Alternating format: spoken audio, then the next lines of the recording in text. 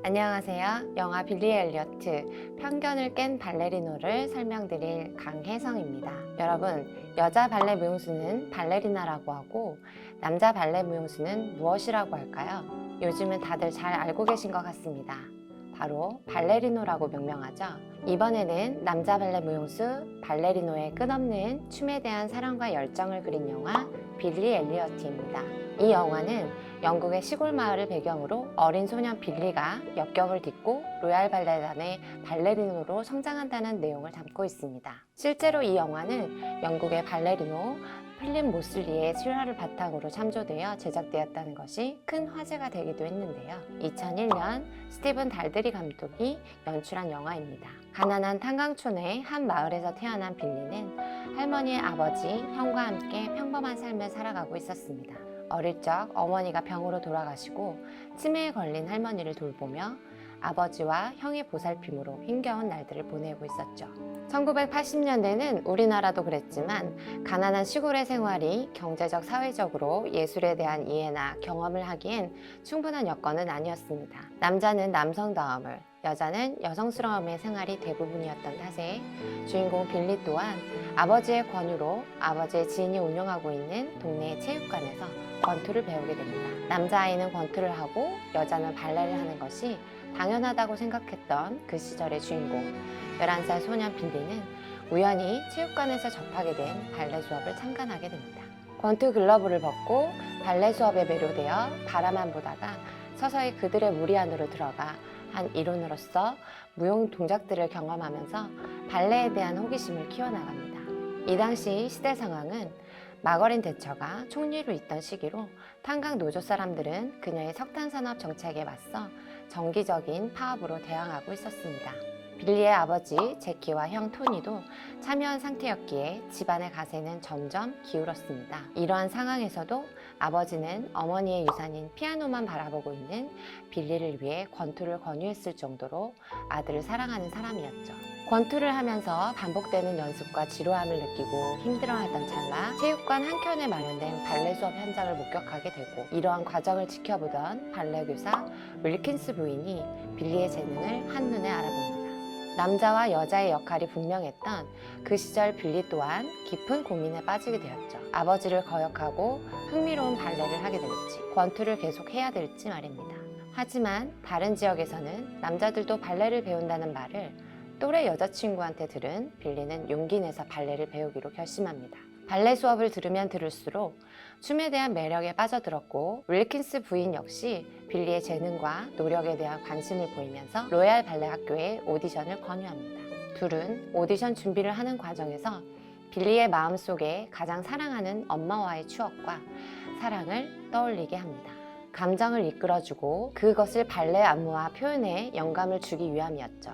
또한 배로 이동 시 차 안에서 들려주었던 백조의 호수 이야기는 빌리의 감성을 자극하기에 충분했습니다. 하지만 아버지에게 결국 들켜버리고 갈등이 시작됩니다. 그러한 갈등을 탭댄스와 자유로운 춤사위 그리고 락 음악에 맞춰서 표현한 빌리의 모습에서 여과 없이 볼 수 있었습니다. 모든 춤은 일맥상통하니까요. 탄광촌의 시위는 점점 고조되었고 상황은 악화되었습니다. 하지만 아버지의 반대에도 불구하고 춤에 대한 열정을 여지없이 발휘한 빌리의 춤사위를 본 아버지는 아들의 춤에 대한 열정과 재능을 무시할 수 없었습니다. 결국 아버지 제키는 발레 교사 윌킨스 부인을 찾아가 얼마나 돈이 드는지 따지듯이 물었습니다. 하지만 돈이 문제가 아니고 빌리의 재능을 키워주자는 그녀의 말에 아버지는 할 수 없이 죽기보다 싫었던 명분을 떨치고 노조에서 나와 탄광촌으로 돈을 벌러 나갑니다. 이를 발견한 형 토니는 아버지를 강하게 저지합니다. 하지만 우리처럼 한 소년의 꿈을 저버릴 수 없다고 희망을 주고 싶다는 아버지의 울부짖음에 형 또한 빌리를 생각하며 함께 묵니다. 다양스럽게도 로얄 발레 학교에 오디션의 기회를 얻은 빌리는 생각보다 주눅들고 떨리는 마음에 제대로 실력 발휘를 하지 못합니다. 선생님과 함께 준비한 마지막 턴 동작을 끝까지 마무리 못한 채 말이죠. 하지만 로얄 발레 학교의 심사위원들의 눈은 빌리를 신기하고 재능 있는 아이로 눈여겨봅니다. 제대로 된 발레 안무가 아닌 창작된 그의 동작들에서 자유로움과 창의력을 보았던 것이죠. 오디션의 마지막 인터뷰에서 한 심사위원이 묻습니다. 춤을 출 때 어떤 기분이 드니? 이에 빌리는 잘 모르겠어요 라고 대답하고 이내 머뭇거리다가 처음엔 좀 어색하지만 일단 추게 되면 모든 걸 잊게 돼요. 내가 아닌 것처럼 내 몸이 변하는 느낌이 들어요. 마치 불이 붙은 것처럼 뜨거워져요. 마치 제가 새인 것처럼요. 마치 전기에 감전된 것처럼요. 감전이요.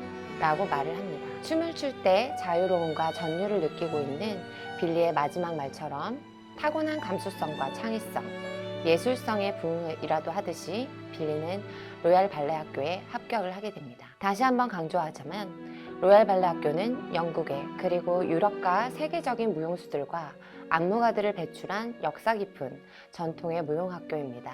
그런 곳에 합격하였으니 아버지 또한 더할 나위 없이 기쁨에 동료들을 한 걸음에 찾아가지만 동료들의 파업이 끝났다는 담담한 답변만 들려왔습니다. 그 장면은 너무도 아쉽고 가슴이 아팠는데요. 현실과 이상에 너무도 상반된 장면이었기 때문입니다. 몇 년이 지난 뒤 드디어 빌리의 공연을 보러 온 아버지와 형, 그리고 빌리의 어릴 적 친구, 그들은 모두 빌리의 출연을 기대합니다. 한 마리의 백조처럼 날아오늘은 발레리노 빌리의 파스 점프 동작을 끝으로 영화는 마무리가 됩니다. 이후의 감동은 관객 자신에게 찾으라는 감독의 연출이었겠죠. 빌리 엘리어트를 보면 꿈을 쫓는 어린 발레리나, 발레리노들 뿐만 아니라 모든 어린이들과 청소년들에게 혹은 성인들에게도 희망과 벅찬 감동을 전달하는 것 같아 가슴 뭉클어지고 행복하게 만드는 발레 영화로 간직하고 있습니다. 그런데 마지막 장면에 백조의 후수가 왜 남자 백조의 클로즈업 장면으로 끝이 났을까요? 그 이유는 4편인 현대발레 부분에서 좀 더 자세하게 만나보실 수 있습니다. 지금까지 강혜성이었습니다.